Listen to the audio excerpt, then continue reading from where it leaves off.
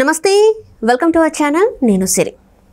మంత్రి పేషీలకైతే ఇంకా ఇప్పటి నుంచి అయితే తాళాలు ఒక్క చిత్తు కాగితం కూడా బయటికి వెళ్లేందుకు వీల్లేదని చెప్పేసి కేంద్ర ఎన్నికల సంఘం అయితే ఉత్తర్వులు జారీ చేసింది. అసలు ఏం జరుగుతుంది ఏంటనేది మనకి వివరించడానికి మనతో పాటు ఉన్నారు ప్రముఖ senior journalist doctor Durga Vadlamani గారు. నమస్కారం.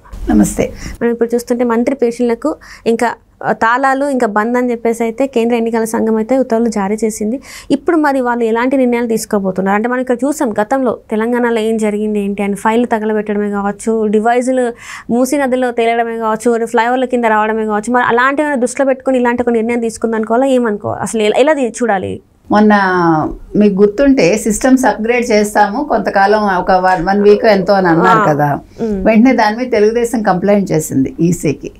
ఎందుకంటే వాళ్ళు అప్గ్రేడ్ చేశాక అందులో ఉండే ఫైల్స్ పోతే మళ్ళీ వెనక్కి రావు కదా. వాళ్ళు ఏం చేశారో తెలీదు. ఇప్పుడు చాలా శాఖలో వాళ్ళు పేమెంట్స్ చేయలేదు. ప్రెసెంట్ గవర్నమెంట్ అంటే ఇప్పుడు జగన్మోహన్ రెడ్డి ప్రభుత్వం ఏదైతే ఉందో ఈ ప్రభుత్వం ఇంతవరకు ఇప్పుడు ఆరోగ్యశ్రీ కావచ్చు, ఇంకా మొన్న చూసారు కదా మీరు, ఒక్కొక్కటి బయటకు వస్తున్నాయి. పేమెంట్స్ చేయలేదు, వీళ్ళు వాటిని నిధులు ఎట్లా మళ్లించారు ఏమీ మనకు తెలియదు. తర్వాత కాంట్రాక్టర్స్కి చాలా మందికి బిల్స్ పే చేశారు. యాక్చువల్గా ఇవాళ పెన్షన్స్ వేయాలి, దాని గురించి ఎవడు మాట్లాడటలే. మీకు గుర్తుంటే జూన్ 1 ఇవాళ 2 నెలల క్రితం ఫస్ట్ వచ్చిందంటే పెద్ద గందరగోళం చేసి వాలంటీర్లను ఉపయోగించుకోలేదు, వాలంటీర్ వ్యవస్థను వద్దన్నారు అని తెలుగుదేశం మీద పడ్డారు కదా. కానీ గత నెల మే 1వ తారీఖున మాత్రం పడలేదు. వినండి, వెంటనే పడలేదు. డబ్బులు తీసుకొచ్చారు, లేటుగా పడింది. అంతా కూడా పడిందో లేదో కూడా తెలియదు మనకి. సో అది కూడా గందరగోళం ఉంది కదా. సో పడి ఉండొచ్చు, ఒక పెన్షన్ ఒకటి పడిందేమో మనకి. ఏదేమైనా ఇవాళ అసలు గందరగోళం లేదు. చూసారు, ఎవరు మాట్లాడటం లేదు. ఇప్పుడు జగన్మోహన్ రెడ్డి ప్రభుత్వం మరి అల్లల్లాడటం లేదు. ఎందుకు అవ్వాతాతలు వాళ్ళ పెన్షన్లు ఇవాళ మాట్లాడలేదు మీకు. సో వీళ్ళు ఏమేం చేశారో మనకి తెలియదు. అందుకోసం నిన్న ఏమైందంటే మళ్ళా ఇప్పుడు వీళ్ళు పేషీలోంచి అన్ని తీసుకెళ్లిపోతారని వార్తలు వచ్చుంటాయి. అందుకే కేంద్ర ఎన్నికల సంఘం ఆదేశం ఇచ్చింది. ఈ సాధారణ పరిపాలనా శాఖ ఏదైతే ఉందో అది మంత్రులందరికీ కూడా వాళ్ళు చెప్పారనమాట. మీరు ఒక చిన్న చిత్తు కాగితం కూడా అక్కడి నుంచి తీసుకెళ్ళటానికి వీల్లేదు. మీ శాఖల్లో మీ పేషీలు ఏవైతే ఉన్నాయో అందులోంచి ఒక్క ఫైల్ కానీ ఒక కాగితం కానీ ఏది కూడా మీరు అంటే డివైజులు కూడా మీరు ముట్టుకోవటానికి వీల్లేదు అని. వాళ్ళు ఓన్లీ వాళ్ళ ఛార్జర్లు, వాళ్ళ పెన్నులు అలాంటివి మాత్రం వాళ్ళు తీసుకెళ్ళచ్చు, వాళ్ళ వ్యక్తిగతానికి సంబంధించినవి ఏమైనా ఉంటే. అదర్వైజ్ ఏమి చేయకూడదు. ఇవి ఎందుకు చేయకూడదు అనేది ఒక ఇది. ఎందుకంటే 3వ తారీఖు మేము మొత్తం పేషీలంతా తాళాలు వేసేసుకుంటాము, నెక్స్ట్ ఏ ప్రభుత్వం వస్తే ఆ ప్రభుత్వానికి అప్పచెప్తామని వాళ్ళు చెప్తున్నారు. ఇప్పుడు ఇలా చేయకపోతే కనుకైతే ఏమవుతుందంటే రేపొద్దున్న నెక్స్ట్ గవర్నమెంట్ ఏమొస్తుందో మనకు తెలియదు. వైసీపీ వస్తుందా లేకపోతే తెలుగుదేశం కూటమి వస్తుందా మనకు తెలియదు. ఒకవేళ వైసీపీ వచ్చినా అది కంటిన్యూ అవుతుంది. ఒకవేళ తెలుగుదేశం కూటమి వస్తే అక్కడ ఏవి కాగితాలు లేవనుకోండి, ఫైల్స్ లేవనుకోండి, వాళ్ళు ఏం చేస్తారు? వాళ్ళు ఫర్దర్గా పరిపాలన చెయ్యాలంటే ఆ శాఖకు సంబంధించిన వివరాలన్నీ ఉండాలి కదా. అవన్నీ వీళ్ళు నాశనం చేసేస్తే కష్టం. ఎందుకంటే సక్రమంగా పరిపాలిస్తే అసలు ఇలాంటి ఆదేశాలు ఇవ్వక్కర్లేదు, ఇలాంటి అనుమానాలు ప్రజలకి రావు. వీళ్ళు సక్రమంగా చేయలేదు కాబట్టి ఈ గొడవలన్నీ. ముఖ్యంగా మనం ఆల్రెడీ తెలంగాణలో చూసాం మనం.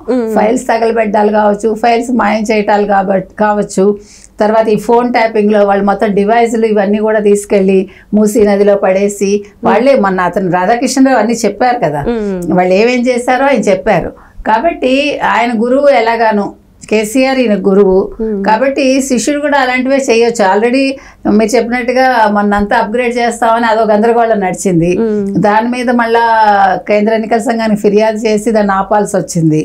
కాబట్టి మంచి చేసేవాడు ఎప్పుడు ఇలాంటివి ఆలోచించడు. వాళ్ళు సరిగా చేయనప్పుడే ఇలాంటి ఆలోచనలు వస్తాయి అన్నమాట.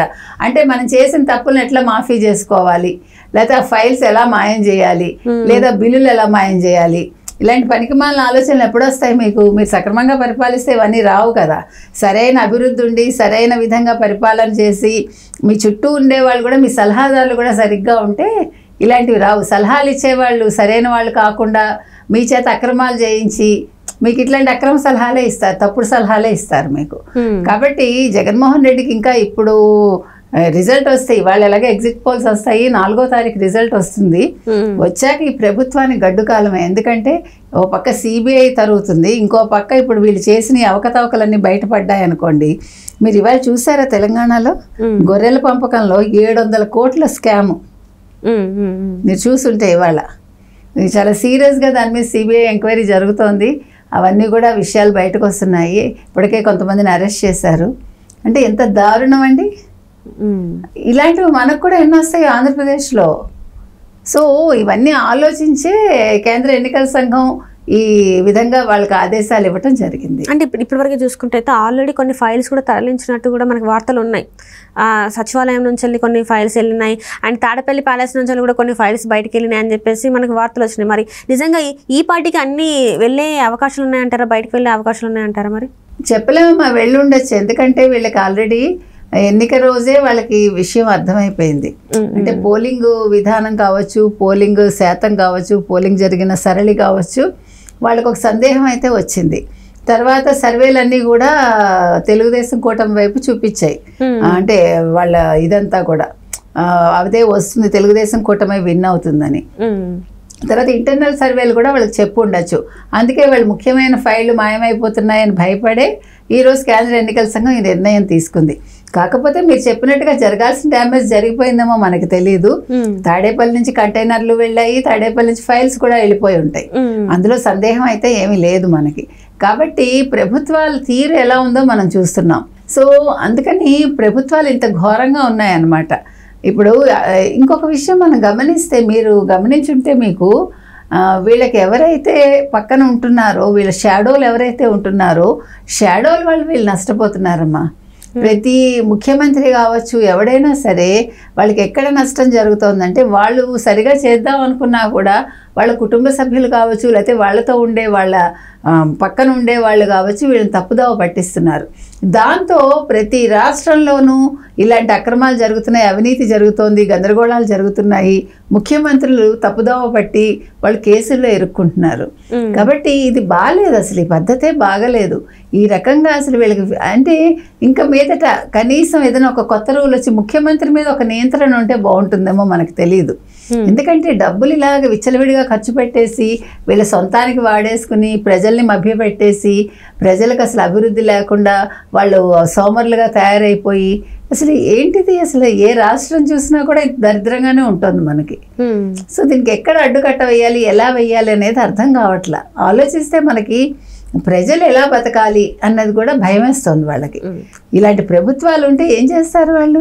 ఇంకోటి, ఇంకా ఈ అక్రమాలకి తోడు వీళ్ళు ఎక్కడికక్కడ అరాచకాలు, నోరెత్తితే వాళ్ళని కొట్టడాలు, చంపడాలు. ఇవాళ కూడా మీకు ఒక చోట జరిగింది కదా, 4వ తారీఖు వరకు ఆగటం ఎందుకు అని ఒకడు వీరంగం చేశాడు, కత్తి పట్టుకున్నా ఎదు పట్టుకున్నా ఒక నియోజకవర్గంలో. మీరు రండి, ఎవడొస్తాడో రండి అని వైసీపీ అతనే ఇవాళ వీరంగం సృష్టించారు. అంటే వీళ్ళ అరాచకాలకి ఇంకా అడ్డు కట్ట అనేది ఏం లేదంటారు? లేదు, అదే చెప్తున్నా. 4వ తారీఖు మరి ప్రజల తీర్పుని బట్టి ప్రజలకు విముక్తి ఉంటుందా లేదా అనేది తెలుస్తుంది. వాళ్ళు తెలివైన వాళ్ళు అయితే ఆలోచించి ఓటేస్తుంటే వాళ్ళు వీటి నుంచి విముక్తి చెందుతారు. లేకపోతే ఇంకా ఎన్ని అక్రమాలు చూడాలో, ఎన్ని అరాచకాలు చూడాలో మనం, అంతే కదా ఇది. అందుకని ఇప్పుడు ఈ పేషీ నుంచి తరలించొద్దు అని చెప్పడానికి కూడా ఇవే రీజన్స్. రేపొద్దున వాళ్ళు అసలు ఎన్ని వేల కోట్లు ఇప్పుడు స్కాములు ఇంకా బయటకు వస్తాయో, ఎన్ని కోట్లు వాళ్ళు ఒక్కొక్క శాఖలోనూ వాళ్ళు పేమెంట్స్ చేయలేదు, అన్ని బయటకు వస్తాయి. ఆరోగ్యశ్రీలోనే మనకి 1500 కోట్లు వచ్చింది, మరి మిగతా శాఖల్లో ఎంత వస్తాయో అవన్నీ రాబోయే ప్రభుత్వం ఏదైనా ఉంటే, కొత్త ప్రభుత్వం కనుక వస్తే వాళ్ళ తలకు అవన్నీ చుట్టుకుంటాయి పావుల్లాగా. Right madam, right. Thank you so much madam.